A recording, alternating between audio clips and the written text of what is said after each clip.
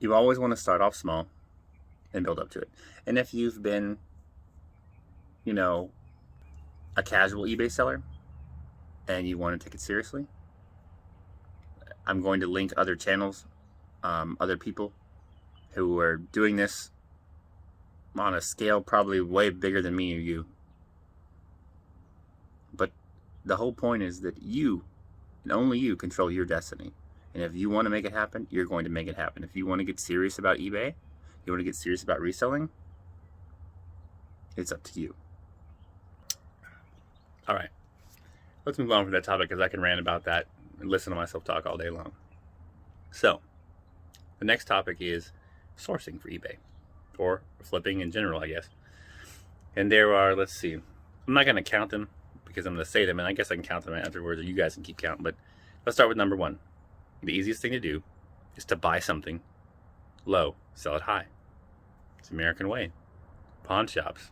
I mean, if you need money, bring your stuff into a pawn shop, guess what? They're going to lowball the heck out of you. They know they can sell it, and they know somebody else will come in and sell it. And if you don't come back for it, how are they going to pay for it? How are they going to pay for it?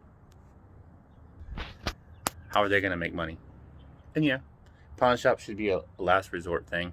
If you're going to a pawn shop, you're either a drug addict or you're someone who needs money fast. Anyone who actually wants to sell something and get their money out of it, you're not going to take it to a pawn shop.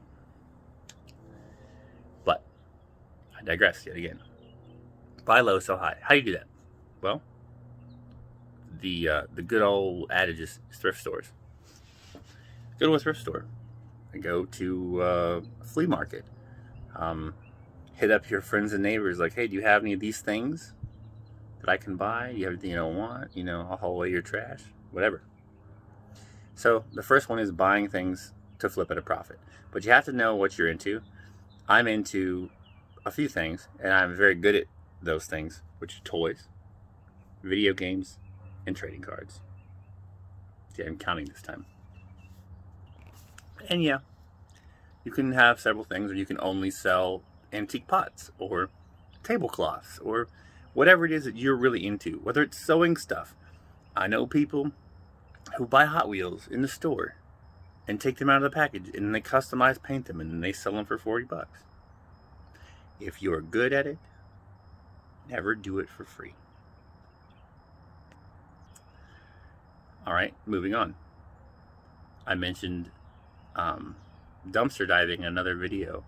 And yeah, it's illegal in some places. Yeah, it's kind of frowned upon. Especially when you pull up in a really nice car and you're jumping in the trash. People are looking at you like,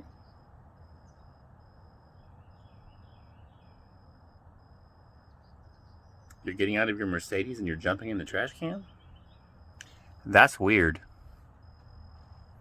Yeah, it is weird, but dumpster diving is just a way, or one way you can find free stuff, to sell. And don't get me wrong, sometimes it depends on your jurisdiction, the state you live in, and if you have the balls to do it. In some places, if the dumpster is locked, of course you can't cut the lock and get in the dumpster. You can ask the people in the store or wherever, and if they say yeah, it's cool. If not, well, you have to move on. Unless you're nuts, and if you're nuts, you're doing it for the wrong reasons. But yes, dumpster diving works. I do it quite often. And I'm not encouraging anyone else to break the law. Don't get me wrong. If it's illegal where you are, or you're afraid to do it, don't do it. You know what I mean? But just imagine going dumpster diving and finding, let's say, a comic book. I mean, I've never found this, but what if you dumpster dive and someone threw away a Superman Volume 1? Or Spider-Man or Batman or, Avengers, X-Men Volume 1. And you look it up, and you crap your pants. The next thing I'm splitting into two parts because it's free stuff.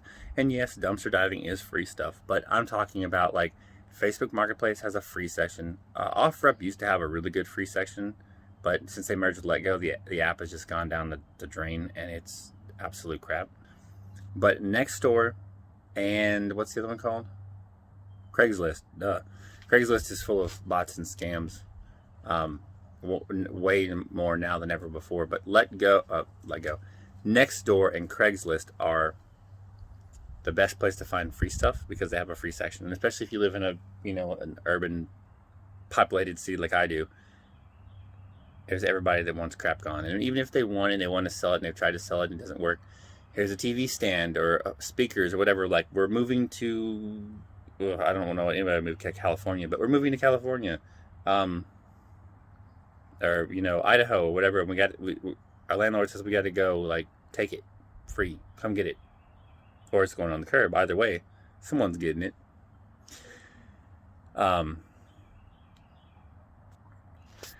The second part of that is that my neighborhood has a heavy trash pickup once a month, meaning that the last, Monday or Friday of every month, I don't even know what it is, people put their heavy trash or bulk trash or stuff they can't throw away in their trash cans on a weekly basis out on their curb or whatever. And the plane is taking over the video.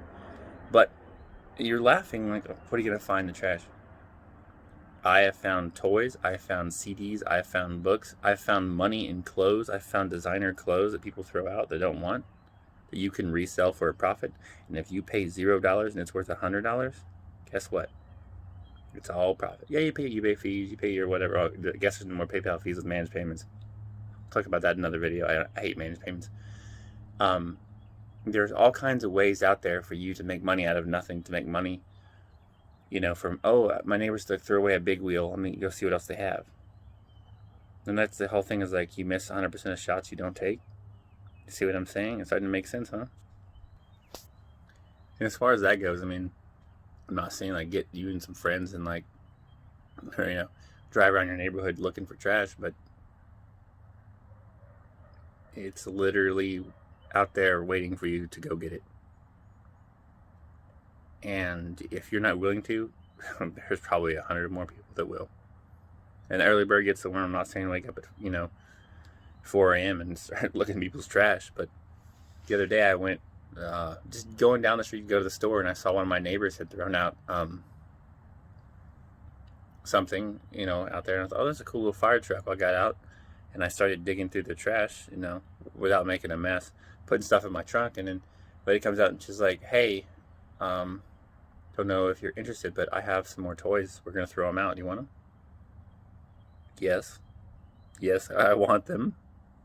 Sure enough, she gave me the toys. I said, okay, thank you. She said, have a nice day. Put them in my trunk, came home. There were some very nice, expensive vintage toys in there that have made me quite a bit of money already, And the same thing is out there if you are willing to go after it and go out there and seize the day and kick its own, kick the day's butt.